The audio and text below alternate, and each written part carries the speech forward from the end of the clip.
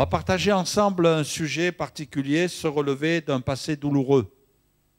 Je crois que plus j'avance dans le ministère, plus je vois des gens qui sont comme embarrassés, comme ligotés par leur passé douloureux, passé de souffrance, un passé de difficulté et un passé qui leur colle à la peau. Et je crois sincèrement que Jésus est celui qui est venu pour nous libérer. On a chanté tout à l'heure que Dieu est grand. Et quelquefois, entre la grandeur de Dieu et l'enfant de Dieu, il peut y avoir un décalage. En ce sens qu'on peut avoir du mal à voir le plan de Dieu se mettre en place dans nos vies. Comme s'il y avait une barrière entre Dieu et nous. Je crois que, en ce qui concerne le salut, Jésus a tout accompli. Et puis, il suffit de croire et puis on est sauvé.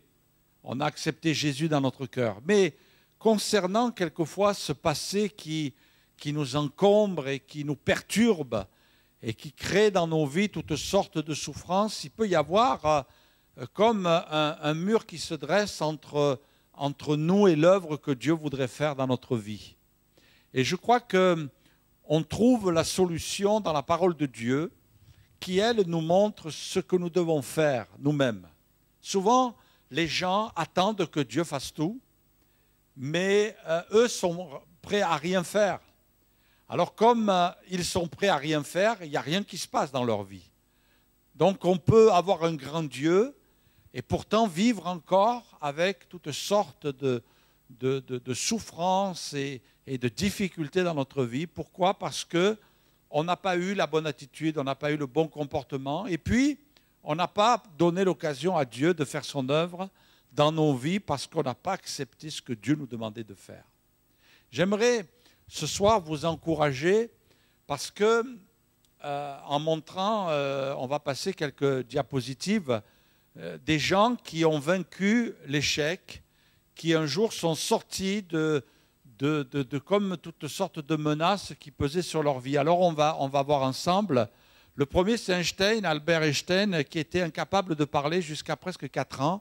Ses professeurs disaient qu'il n'irait jamais très loin. Il s'est quand même distingué. Michael Jordan, viré de son équipe de basket au lycée, il s'enferma dans sa chambre pour pleurer. Il a été viré et il est devenu l'un des plus grands champions de basket, on connaît. Walt Disney viré d'un journal pour panne d'imagination et absence d'idées originales. C'est impressionnant, mais c'est vrai. On va continuer. Steve Jobs, dépressif à 30 ans après avoir été viré sans ménagement de sa propre société et qui a été l'homme qui a sauvé Apple et qui a été l'inventeur du smartphone, de la tablette et puis de bien d'autres choses aussi. Ils ont, là, tout à l'heure, on a vu des gens qui, bon, on ne sait pas s'ils avaient particulièrement la foi, bien qu'il y avait chez certains d'entre eux quelques indicateurs. Mais là, on va voir des gens qui ont mis leur foi en Dieu et qui ont vu Dieu agir. Martin Sheen, je ne sais pas comment on peut prononcer, un acteur de cinéma. Je n'ai jamais oublié qu'alors que je tournais le dos à Dieu, dans la détresse, il est venu me trouver. Michel Delpech, on a entendu parler de lui dernièrement, qui, chanteur, a perdu sa voix, c'est la pire épreuve, mais qui a dit « ma consolation, c'est la croix ». Et qui est mort dans la foi. Pierce Brosnan, qui a joué, je crois, dans les James Bond, d'accord, qui est un acteur de cinéma, et qui dira « La prière m'a aidé après la mort de mon épouse des suites d'un cancer ». Gilles Yapi-Yapo, c'est un footballeur. La blessure m'a permis de renforcer ma relation avec Dieu. Est-ce qu'il y en a encore? Oui, une dernière diapo. Dieu permet les épreuves dans ta vie pour t'enseigner et te faire grandir. Prends courage, disait quelqu'un. Et ce soir, bien sûr, on va tourner nos regards vers la parole de Dieu. Là, on a vu quelques petits témoignages et je voudrais que ces témoignages puissent venir frapper votre cœur pour y semer de l'espérance. Là, on entend des gens témoigner de leur élan, d'autres de leur foi, des gens qui se sont battus quelque part. Il y en a qui ont trouvé le réconfort dans la prière, dans le fait de s'approcher de Dieu, d'avoir la révélation de Dieu. Je crois que ces gens-là ont fourni un certain effort pour sortir de ce qui pesait sur leur vie. Souvent, on se met dans une position d'échec et on ne veut pas en sortir. Et on se nourrit de la pensée qu'on n'y arrivera pas, que nous, on est un déchet de la société, que la vie ne nous a pas fait de cadeaux et que jamais on se sortira de cet état de souffrance et qu'on va mourir avec. Moi, je ne crois pas à ce genre de raisonnement. Je crois que quand on découvre le Dieu de la Bible, quand on découvre Jésus-Christ, on réalise qu'en lui, il y a de l'espérance. Et il doit mettre de l'espérance dans notre cœur. Après, la base de tout, c'est notre foi. La confiance qu'on va mettre en Dieu. Si tu mets ta confiance en Dieu, il a le pouvoir de te propulser en avant, de faire de toi quelqu'un de nouveau. Et j'ai découvert cela, bien sûr, tout au long de la Bible, mais il y a eu un personnage tout à fait particulier, c'est Joseph. Joseph, tout jeune, alors qu'il était encore enfant, il a perdu sa maman. Sa maman qui, on peut comprendre, a occasionné bien des manques dans la vie de ce jeune homme. Vers l'âge de 17 ans, il est arraché de sa famille parce que ses frères le méprisent, ses frères et demi-frères, surtout ses demi-frères, le méprisent, le maltraitent. Et on arrive même jusqu'à le vendre à des marchands madianites qui vont à leur tour le vendre comme esclave. Il a un court moment de répit lorsqu'il se trouve dans la maison d'un riche propriétaire nommé Potiphar. Sous sa responsabilité, les affaires de ce dernier prospèrent d'une manière extraordinaire. Mais la femme de Potiphar veut abuser de lui. Elle l'accuse d'avoir voulu la violer. Elle a inversé les rôles. Alors, il est jeté en prison et là oublié pendant plusieurs années. Après 13 ans de galère, de 17 ans jusqu'à 30 ans, 13 ans de galère, les plus belles années de sa vie. On lui a volé sa jeunesse. On lui a volé sa jeunesse. 13 ans de galère, les plus belles années de sa vie sont entachées d'injustices subies. Il occupera la place du numéro 2 de l'Égypte et pour lui, c'est la sortie du désert. Il sera privé de son père pendant 20 ans. Et c'est 20 ans après qu'il retrouve sa famille et leur accorde le plein pardon. Ce qui peut nous interpeller dans tout ça, c'est qu'on trouve un Joseph qui n'est pas amer, déformé par les épreuves de la vie, ou marqué par un traumatisme quelconque développant en lui une certaine pathologie, ou même ayant soif de vengeance. Non, il a su triompher et après avoir tout pardonné, il vient même en aide à ses frères et secourt tout un peuple, le peuple égyptien, pour qu'il ne sombre pas au milieu de la famine qui sévit. Le comportement de Joseph, qui a vécu toutes sortes de traumatismes, sa mère meurt, un traumatisme affectif. On sait que tout ce qui touche le domaine affectif, c'est très important, surtout quand ça nous touche quand on est enfant. Plus on est marqué enfant, et plus c'est quelque chose qu'on va traîner dans la vie. À 17 ans, ses frères le jalousent, le méprisent, le maltraitent et le vendent à des marchands madianites qui, eux, à leur tour, vont le vendre à Potiphar pour qu'il puisse exercer un certain service. Là, il est arraché de la famille.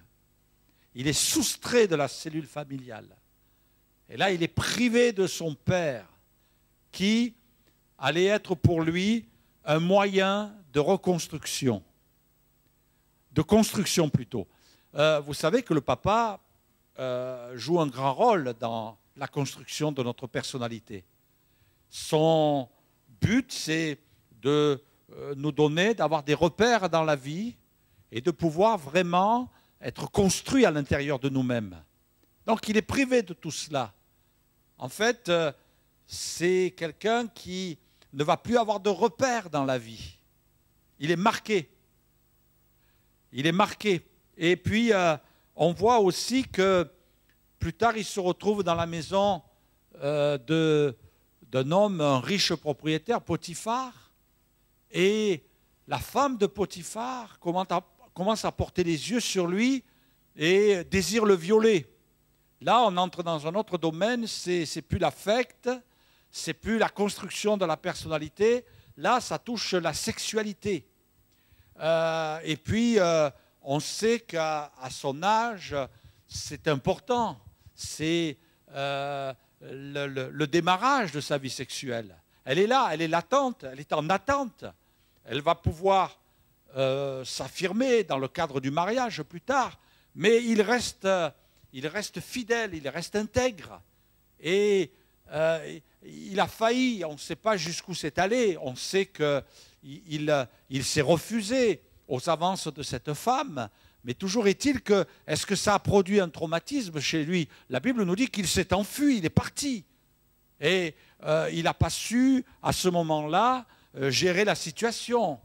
Il a abandonné une partie de ses vêtements. Donc on imagine que quand même, elle a essayé d'aller loin. On sait que tout ce qui touche la sexualité cause beaucoup de traumatisme aussi chez l'individu. Et peut-être a-t-il été traumatisé. Et ce traumatisme aurait pu le conduire, et je ne vais pas trop développer dans ce domaine-là, mais aurait pu l'entraîner dans des dérives sexuelles. Malheureusement, c'est une réalité. Et puis, j'ai suffisamment rencontré de gens qui sont entrés dans des dérives sexuelles pour voir en eux de la souffrance, de la douleur, un brisement intérieur. Parce que la sexualité, Dieu l'a mis en place en nous pour notre bonheur et pour notre épanouissement dans la vie du couple, mais pas pour en faire n'importe quoi. Et quand les gens ne savent pas gérer leur sexualité, ils vont vers des drames aussi. Ils vont vers des souffrances, ils vont vers de terribles douleurs. Et Dieu veut mettre de l'ordre aussi dans ce domaine-là. Et puis, il va se retrouver en prison. On n'est jamais prêt à vivre la prison. Personne n'est prêt à vivre la prison. Lui va la vivre pendant quelques années. Il va même être oublié dans la prison. Et là, ça va être encore un nouveau traumatisme. Je ne sais pas si vous avez déjà rencontré des gens qui soit étaient en prison ou soit sortaient de prison. Je peux vous assurer qu'ils sont désorientés. Il y a toutes sortes de traumatismes. J'ai même entendu, enfin du moins j'ai même pu voir des gens qui étaient passés par des moments d'incarcération, vouloir faire le noir total sur cet épisode-là de leur vie, tellement ça avait été douloureux, ayant subi des viols, ayant subi des maltraitances, ayant subi des injustices, et j'en passe. Mais ce qui est extraordinaire, c'est que malgré tous ces chemins par lesquels Joseph est passé, on a presque l'impression que, bon, il y a de la souffrance, c'est vrai. Je disais dans une autre église, et puis j'ai eu l'occasion de le dire ici aussi, que c'est dans l'histoire de Joseph où on entend le plus parler de pleurs, de larmes, de cris de douleur. Il y a vraiment beaucoup de pleurs dans la vie de Joseph. Mais ce qui est bon, c'est qu'il a su évacuer cette souffrance intérieure et il a su évacuer toute cette douleur à l'intérieur de lui-même dans la présence de Dieu. Et regardez, on a ici la clé de la porte qui va s'ouvrir pour libérer vraiment Joseph de tout ce passé douloureux, de ce passé de souffrance, de ce passé de détresse Quelquefois, on veut trouver des circonstances atténuantes en disant « Oui, mais vous comprenez, il a eu une enfance difficile. Oui, mais vous comprenez, il a subi ceci. Oui, mais il a subi cela. » Mais Dieu ne veut pas s'apitoyer sur notre sort, bien que nous avons un Dieu de miséricorde, de compassion, un Dieu d'amour dans la parole de Dieu. Mais Dieu nous dit, est-ce que vraiment tu veux t'en sortir? Alors arrête de t'apitoyer sur ton propre sort, arrête de regarder ton malheur comme un désastre, arrête de regarder ton passé comme s'il était ton présent. Non, regarde devant et laisse la parole de Dieu, laisse la présence de Dieu te transformer. Dans la Genèse, chapitre 41, on va lire quelque chose qui va nous étonner concernant bien sûr la vie de Joseph, le relèvement de Joseph. Il est dit Pharaon, au moment où il est sorti de la prison, Pharaon dit à Joseph, « Vois, je te donne le commandement de tout le pays d'Égypte. » Pharaon ôta son anneau de la main et le mit dans la main de Joseph. Il le revêtit d'habits de fin lin et lui mit un collier d'or au cou. Il le fit monter sur le char qui suivait le sien et on criait devant lui « À genoux !» C'est ainsi que Pharaon lui donna le commandement de tout le pays d'Égypte. Il dit encore à Joseph, « Je suis Pharaon, et tu seras, et sans toi, personne ne lèvera la main ni le pied dans tout le pays d'Égypte. » Pharaon appela Joseph du nom de Tsaphna Paénéach, et il lui donna pour femme Asna, fille de Potiphéra, prêtre d'On, et Joseph partit pour visiter le pays d'Égypte. Joseph était âgé de 30 ans lorsqu'il se présenta devant Pharaon, roi d'Égypte, et il quitta Pharaon et parcourut tout le pays d'Égypte. Pendant les 7 années de fertilité, la terre rapporta abondamment. Joseph rassembla tous les produits de ces 7 années dans le pays d'Égypte, et il fit des approvisionnements dans les villes, mettant dans l'intérieur de chaque ville les productions des champs d'alentour.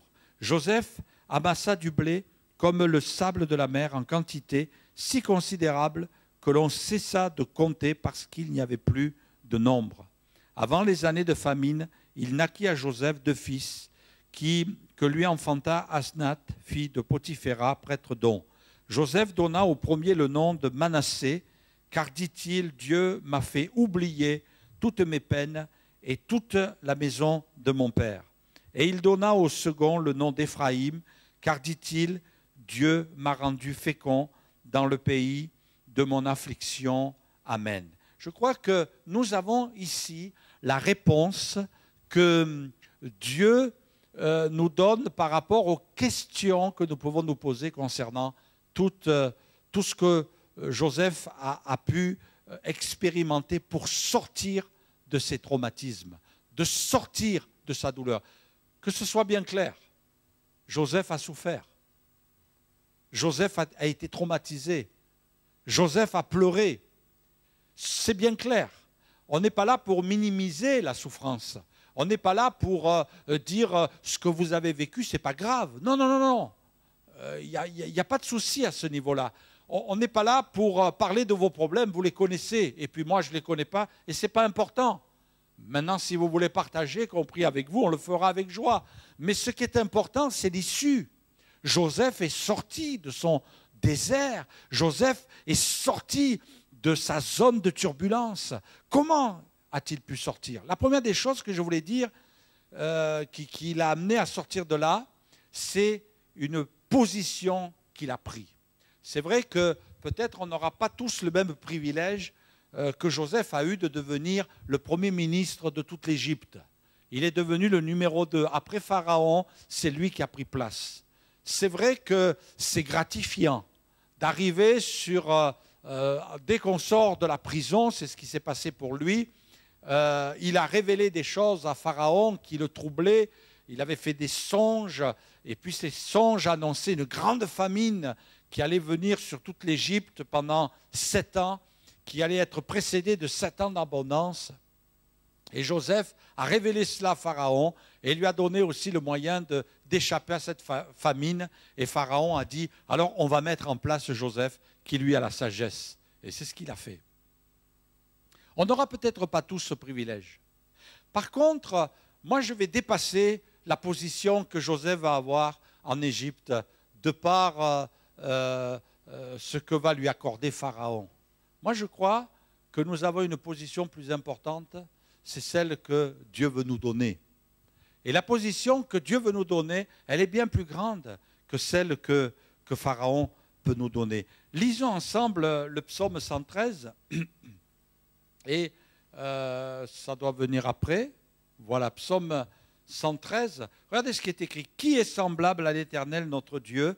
Il a sa demeure en haut. Alors on imagine Dieu sur son trône. D'accord? Et la Bible dit, il abaisse les regards sur les cieux et sur la terre, de la poussière. De la poussière. Il retire le pauvre. Du fumier, il relève l'indigent pour les faire asseoir avec les grands de son peuple, et il donne une maison à celle qui était stérile, et il en fait une mère joyeuse au milieu de ses enfants. Louez l'Éternel. Amen. Voilà le plan de Dieu pour nos vies à tous. Et ce soir, j'aimerais, mon ami, qui que tu sois, que tu enregistres ce qui est écrit ici. Parce que Dieu ne fait pas de favoritisme. On a bien compris qu'en Égypte, il n'y en avait qu'un qui était Premier ministre. Mais avec Dieu, on est tous élevés. Il te retire de la poussière, le pauvre, celui qui a subi, celui qui a trimé, celui qui a galéré, excusez l'expression, celui qui en a bavé toute sa vie. Il le retire de la poussière. C'est déjà pas mal. Ensuite, celui qui est tombé dans le fumier, alors lui, c'est celui qui sent mauvais. Malheureusement, il y a des gens, ils sont tombés tellement bas qu'ils ont vécu dans les bas-fonds de la vie. Alors ils sentent mauvais, ils sentent le péché, ils sentent le vol, ils sentent toutes sortes de mauvaises choses. Eh bien, Dieu vient les sauver aussi, alléluia. Quel que soit ton passé, quelles que soient tes erreurs, quel que soit même le mal que tu as fait, Dieu a compassion de toi. Et alors, il est dit, Dieu le sort les gens de cet état, et puis il les fait asseoir avec les, dites-le avec moi, avec les grands. Avec les grands. Et les grands, aux yeux de Dieu, c'est ceux que Dieu honore. Ce n'est pas les grands de ce monde. Parce que les grands de ce monde, quelquefois, aux yeux de Dieu, ils sont petits. Et les petits de ce monde, aux yeux de Dieu, ils peuvent être grands. Comprenez ce que je veux dire? Et puis, il donne une maison à celle qui était stérile. Il y a de l'espérance en Dieu. Il y a de l'espérance en Dieu. Il faut que tu réalises ta position que tu as en Dieu. En plus, cette position, on le voit concernant Joseph, elle lui a donné de l'autorité. Cette position te donne de l'autorité par rapport au péché, par rapport au diable. Jésus a dit à mon nom, vous chasserez les démons. Alléluia. Le diable tremble, les démons tremblent. Et il faut que tu réalises que toi, tu es peut-être petit, mais celui qui est dans ton cœur, il est grand.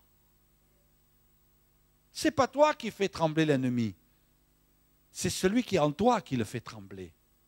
Mais d'abord, il faut qu'il soit en toi. Est-ce que tu as accepté Jésus? Est-ce que tu as reçu Jésus? C'est important. Et puis, la deuxième chose, c'est qu'il ne va pas vivre dans le passé, mais il se projette dans la vie. Et il va épouser une dame qui s'appelle Asnath. Et on aurait pu voir dans la vie de Joseph aussi une certaine souffrance, une certaine douleur. Non, non, il se projette à tel point qu'il se projette et puis que Pharaon va lui donner un nom, Tsafnath Paeneach. Hein? Bon, si vous cherchez un prénom pour votre prochain enfant, vous en avez un ici. Et puis, ce nom veut dire ce vivant et l'approvisionnement du pays. Quand Pharaon a vu ce gars-là, il a senti que sa vie, elle n'était pas finie. Il n'était pas usé par les problèmes qu'il avait vécus. Mais il y avait dans ses yeux, ça pétillait, il y avait le désir de prendre la vie à bras le corps et de se dire, je vais me projeter quelque part, comme pour dire, je vais prendre une revanche. Tu dois prendre une revanche avec ton passé. tu dois prendre une revanche avec l'adversaire de ton âme. Moi qui vous parle, dans mon enfance, dans mon adolescence, il y avait beaucoup d'indicateurs qui m'annonçaient l'échec dans l'avenir. Mais le jour où, à l'âge de 16 ans, j'ai découvert Jésus, moi je l'ai mis à l'épreuve de cette manière-là. Et puis, mon pasteur, qui a été inspiré ce jour-là, eh bien, m'a dit, tu peux compter sur Dieu, parce qu'il est écrit que dans l'épître à Timothée, Dieu te donnera de l'intelligence en toutes choses. Ça a été un des premiers versets qui est venu frapper mon cœur. Alors vous savez, quand on vous promet l'échec et que vous avez un verset comme ça, Dieu te donnera de l'intelligence en toutes choses. D'ailleurs, vous l'avez remarqué, je suis très intelligent. Je peux vous assurer d'une chose, c'est que je me suis mis à prier. J'ai dit à Dieu, Seigneur, moi je le veux ce verset dans ma vie. Je veux que tu m'aides. Je veux que passer de la position d'échec à la réussite, parce que avec toi, disait quelqu'un, avec Dieu, on est condamné à réussir. Tu es condamné à réussir si tu adoptes les bons principes. Si tu reçois dans ta vie comment dirais-je, les bonnes directions qui vont te propulser en avant. Tu es condamné à réussir. Tu n'as pas le choix, tu es obligé de réussir. Parce que Dieu est un Dieu de réussite. C'est ce que Dieu déclarera à un homme aussi dans la Bible qui s'appelle Josué, tu réussiras en toutes choses. Dieu veut donner du succès à ta vie. Peut-être pas comme le monde l'entend. Peut-être tu ne deviendras jamais un Premier ministre. Peut-être tu ne deviendras jamais une personne illustre. Mais ce qui est important, c'est ce que tu seras en Dieu.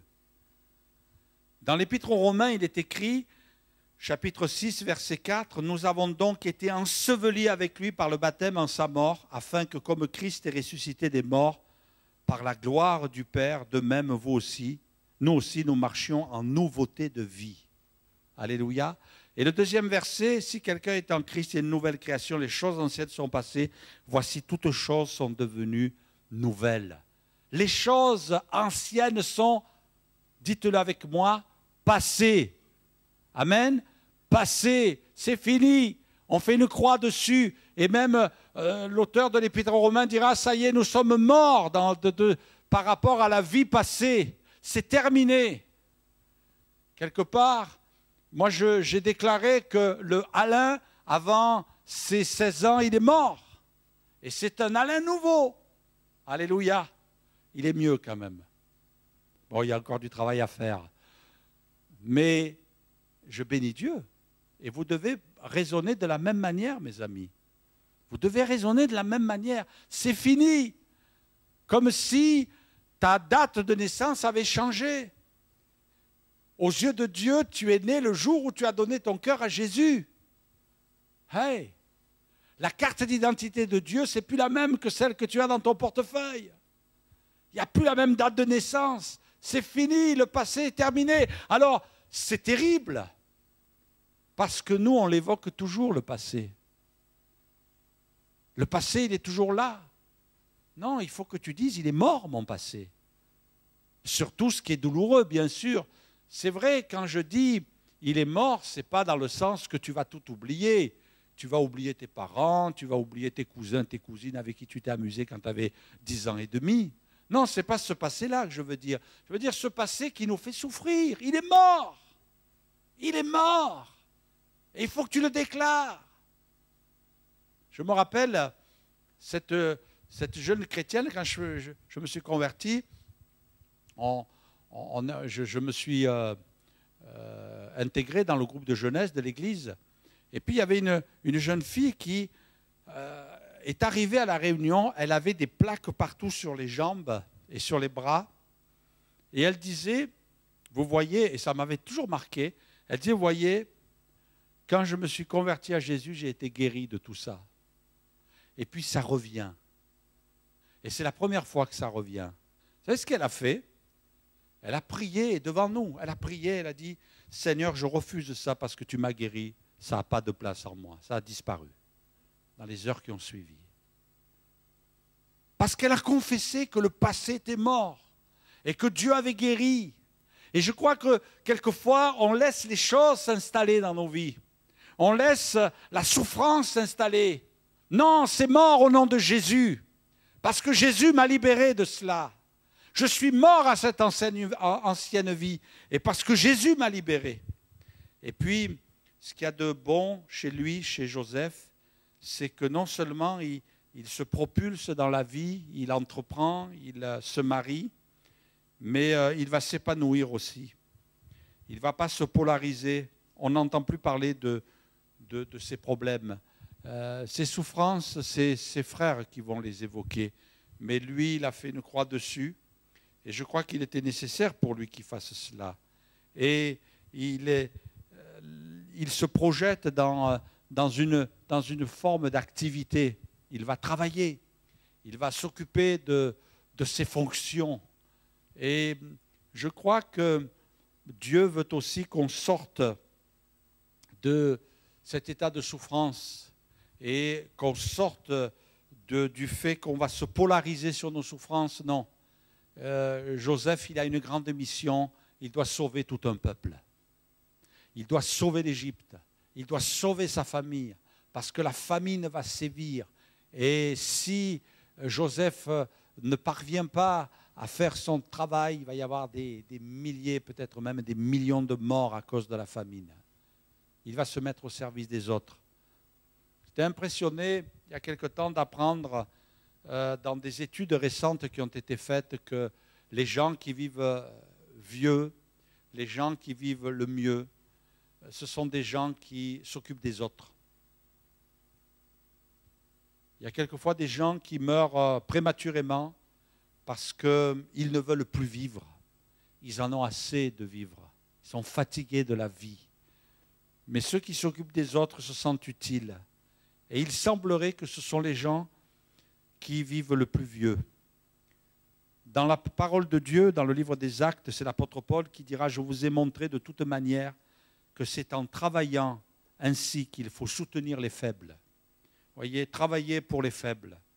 Et se rappeler les paroles du Seigneur qui a dit lui-même « Il y a plus de bonheur à donner qu'à recevoir. » Ouais.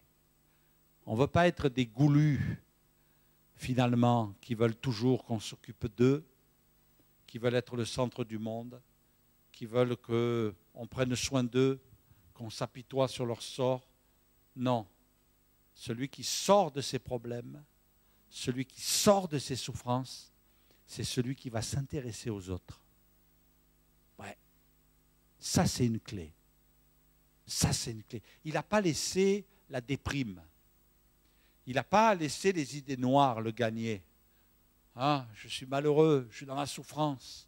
Non, non, non, il n'a pas laissé ces choses s'installer. Il a commencé à sortir de lui-même en disant « Il faut que j'aille sauver ce peuple.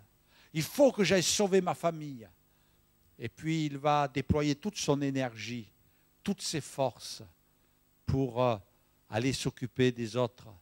Et c'est quelque chose que Dieu veut voir aussi dans notre vie. Oui. Et ça, ce n'est pas évident.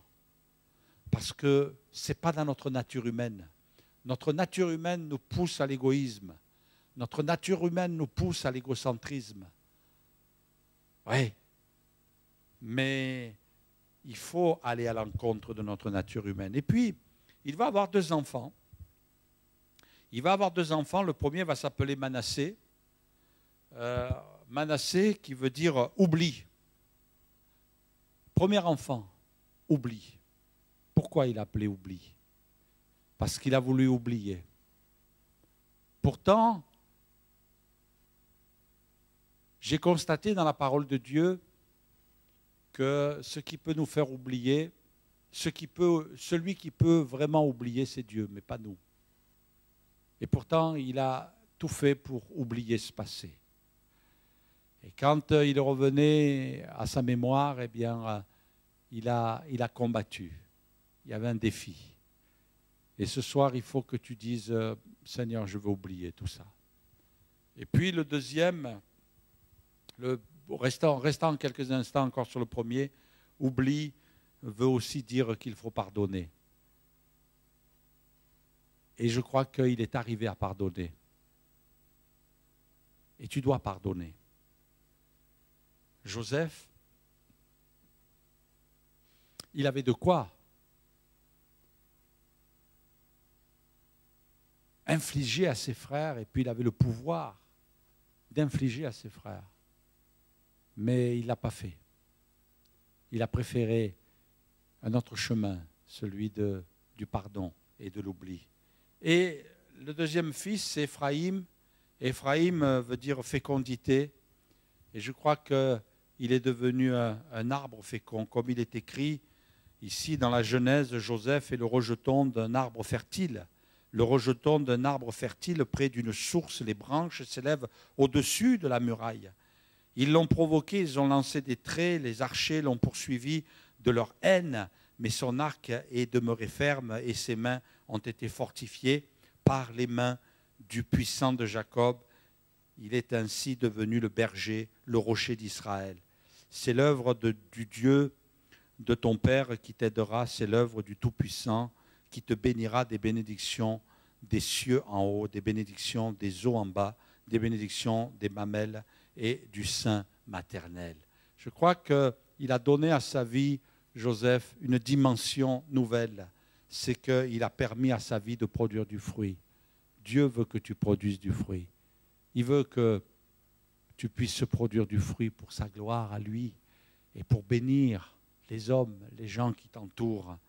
Et en conclusion, je voudrais dire que Joseph a été cet homme qui a béni son entourage.